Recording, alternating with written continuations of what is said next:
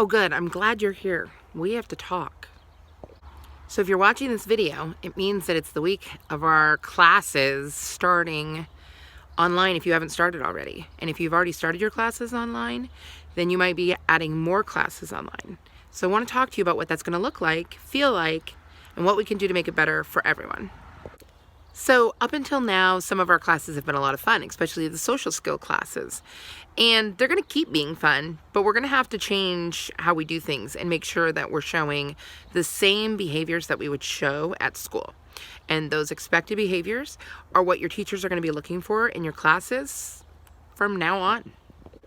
So when I say expected behavior, what does that look like? What is that going to look like for you at home, where you're working, and what you're showing to your teachers? Well, first and foremost, we need to make sure we let the teachers talk when they need to talk. We don't want to overtalk them. If we have something to say or a question that is on topic, so meaning if you're doing math and you need to ask a math question, we need to raise our hands. Or we need to put our question in the chat and type it. And we need to remember that they're teaching, so they may not see our question right away, but they'll get to it, and we can always ask it again at another time. If what we have to say is not on topic, so if we're talking about math, and I have a question about their dog that just ran in the background, then we need to save that for after class.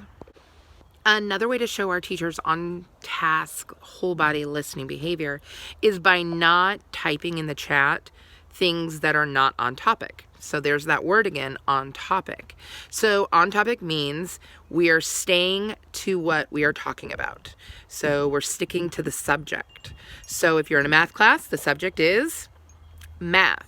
If you're in a reading class, the subject is reading. If you're in a social skills class, social skills. So when we're in the chat, we're not typing A, B, C, D, E, F, G, H, I, J, K, L, M, N, O, P, 1, 2, 3, 4, 5, 6, 7, or 7, 7, 7, 7, 7, 7, 7. We're not being silly. There's times that teachers let that happen, but we will tell you when that's a time that you can do that. If you've not been told that it's kind of a free-for-all fun time in the chat, then you need to follow the rules until you're told otherwise. So always follow the rules unless they tell you. Go ahead and type whatever you want in the chat and have fun. So make sure that we're staying to what the topic is. So let's talk about muting. Most teachers will ask that you keep muted until you're talking. And it may accidentally happen that that doesn't happen. You might accidentally unmute yourself. You might forget to unmute yourself when you're done talking.